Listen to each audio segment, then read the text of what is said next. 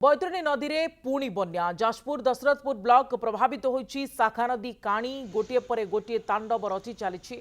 काणी नदी तरपदा पंचायत डोभाबिल पाटणा ठारे मुकुला घाई मुह दे खूब जोर रे गांव को प्रवेश करुछि बन्या जल।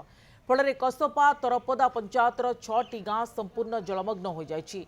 घाई मुह मध्य भांगिबा आरंभ कलानी। कटिकटा माझी साही कापुड़िया साही जयंतरा महापात्र मध्य बन्या जल 5 फुट उपरे प्रभावित होउछि। लोके छात उपरे एवं नदी बंध उपरे नैछन्ति आश्रय। काटिया वैश्यपान मुख्य रास्ता अहियास बाजार उपरे 2 फुट बन्या जल प्रभावित हेबारु जोगाजोग विच्छिन्न हो जाइछि। सेपरि अहियास तरपदा रास्ता धोई जिबारु जोगाजोग मध्य विच्छिन्न होइछि। दशरथपुर रे प्रथम बन्या जुलाई 6 रे कानी नदी कंटपड़ा ठारे घाई होइतबा बेले द्वितीय बन्या गत जुलाई 28 तारिख कानी नदीर ढोबाबिल पाटरा ठारे 2टी घाई एवं बैतरणी घेरी बंध जयंतरा महापात्र साही ठारे घाई होइथिला। तृतीय बन्या अगस्ट 8 तारिख रे आसिबा फलरे मरामती घाई पुणी भांगिथिला। आज आसीछि चतुर्थ बन्या।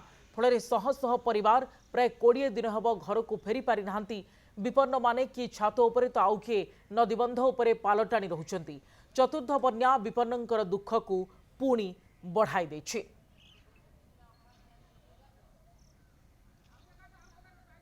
चंद्रशेखर साहू दशरथपुर आम प्रतिनिधि आम सहित रही अधिक सूचना देवाई बन्या बाबद रे। चंद्रशेखर स्थिति तो बड़ संगीन रही बन्या परे बन्या एठी लोकंक दुर्दशा को आहरी बढ़ाई देछि। एबे अवस्था कौन आपण देखुचंती दशरथपुर रे?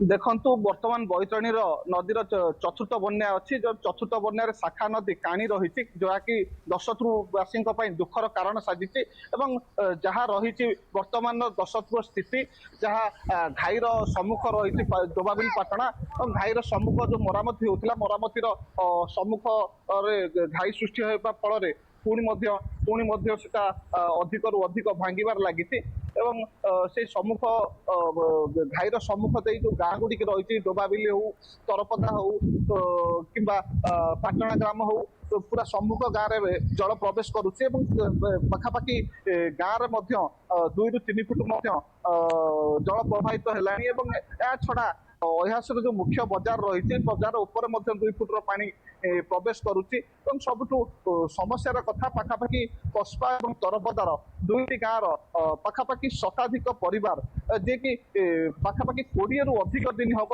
किए छात उपर किए तो बंध उपर रही जहाँकि दुर्दशा कहले न सरे वर्षा को बारंबार बन्या जहाँ लोक मान दुख सृष्टि कर छड़ा कटिकटार माझी साही हो कापुड़िया साही हो जयंतरा महापात्र साही हो एमती बहुत समस्या रही जहाँ फल लोक मैंने वर्तमान सुधा 4 फुट्र बन्या जल प्रभावित हो सारे जलस्तर बढ़िया नहीं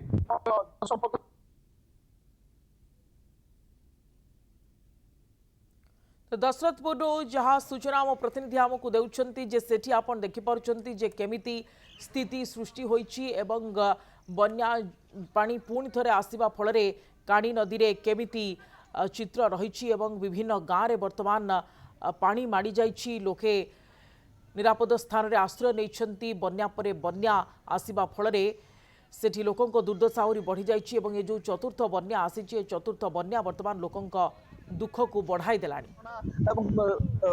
निकट अहियास स्थानीय लोक जो मान सहित नाई ना असुविधा सम्मुखीन होती आम मतामत नवा बैतरणी बर्तमान चतुर्थ बन्या आसी कौन कहे बर्तमान आज्ञा दशरथपुर अंचल लोक आम एटी तो प्रत्येक वर्ष पानी आसे उपर मुंडर वर्षा हेले एपटे पानी बढ़े किंतु दुर्भाग्यर कथा एटी काणी जो बैतरणी जो काणी नई बाहर वर्षे छड़ा वर्षे एटी बन्या हो जो बन्या फल बंध भांगुची बंध भाई पाखाक पाटणा हो काणी हो तरपदा हो गोपकू एवं अयास मार्केट बर्तमान में जलमग्न अच्छी जहाँफल जनजीवन एत अस्तव्यस्त होती एपर्यंत भी कच्चाघर किसी मात्रा अच्छी जहाँकि लोक बहु हंतसत होती। यहाँ हूँ चतुर्थ बन्या लोक अंटा भांगीगला कहीं प्रथम थर गला द्वितीय थर गला तृतीय थर तापर एथर चतुर्थ थर आम जहाँ ये खबर पाचु एवं ओपर लेवल जहाँ खबर आसूची एथर अधिक रु अधिक पानी हबार संभावना अच्छी ତେଣୁକରି କ'ଣ ହେବ ଲୋକଙ୍କର ଦଶା ଦୁର୍ଦଶା ବର୍ତ୍ତମାନ ବଢ଼ି ବଢ଼ି ଚାଲିଛି। ଆମେ ଅନୁରୋଧ କରୁଛୁ ପ୍ରଶାସନ ଶୀଘ୍ର ଆସିକି ଆଜି ପହଞ୍ଚନ୍ତୁ। ଏପର୍ଯ୍ୟନ୍ତ ମୁଁ ଦେଖୁଛି ଚତୁର୍ଥ ବନ୍ୟାରେ ପ୍ରଶାସନ ଆସିକି ପହଞ୍ଚି ପାରିନାହିଁ। ଧନ୍ୟବାଦ।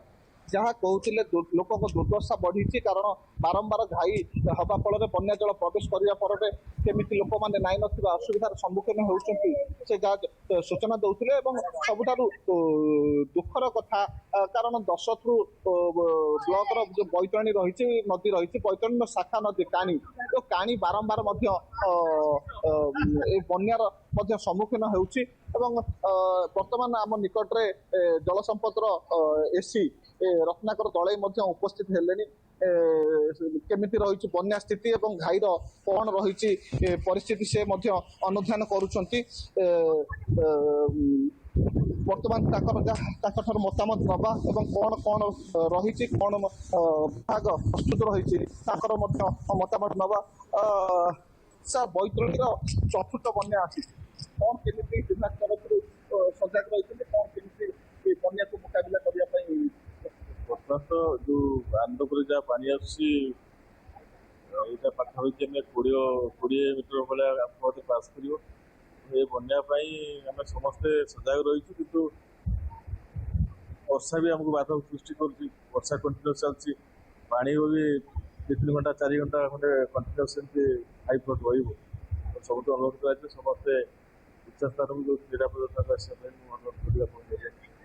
ଯାହା କହୁଥିଲେ ଘାଇ ମରାମତିରେ ମଧ୍ୟ ବନ୍ୟା ବାଧକ ସାଜୁଛି ଏବଂ ମରାମତିରେ ଯାହା ପରିସ୍ଥିତି ରହିଥିଲା, ହୁଏତ ଯଦି ଲଘୁଚାପ ବର୍ଷା ନ ହେଇଥାନ୍ତା ହୁଏତ ଏଟା ସମ୍ପୂର୍ଣ୍ଣ କରାଯାଇ ପାରିଥାନ୍ତା, କିନ୍ତୁ ଲଘୁଚାପ ବର୍ଷାକୁ ବିଭିନ୍ନ କାରଣ ଯାହାକି ଘାଇ ସମ୍ପୂର୍ଣ୍ଣ ମରାମତିରୁ ବାଧକ ସାଜୁଛି ବୋଲି ଯାହା ସୂଚନା ଦେଉଥିଲେ। ଏବଂ ଜଳସ୍ତର ମଧ୍ୟ ବଢିବ, ଯାହା 20 ମିଟର ଲଘୁଚାପ ପ୍ରଭାବରେ ଯୋଉ ଲଗାଣ ବର୍ଷା ହେଉଛି ଘାଇ ମରାମତିରେ ବାଧକ ସୃଷ୍ଟି ହେଉଛି ଏବଂ ଯାହା ଫଳରେ ଘାଇ ବାରମ୍ବାର ଆମେ ଦେଖୁଛୁ ଯେ ଧୋଇ ଯାଉଛି, ଘାଇ ସୃଷ୍ଟି ହେଉଛି ବିଭିନ୍ନ ସ୍ଥାନରେ ଏବଂ ସେଠି ଆମେ ଦେଖୁଛୁ ଯେ କେମିତି ପରିସ୍ଥିତି ବର୍ତ୍ତମାନ ସମୟରେ ସୃଷ୍ଟି ହେଲାଣି। ବନ୍ୟା ପରେ ବନ୍ୟା ଲୋକଙ୍କ ଦୁର୍ଦ୍ଦଶାକୁ ବଢ଼ାଇ ଦେଇଛି। I am a student of Adarsh International School and I will become an engineer from Adarsh College of Engineering. My goal is justice and I will achieve it in Adarsh College of Law. I want to serve people with care and will do it through Adarsh BSc Nursing College. I dream to be a businessman and I will learn it from Adarsh Institute of Technology and Management. Seats filling fast. Adarsh Group of Institution, Anugul.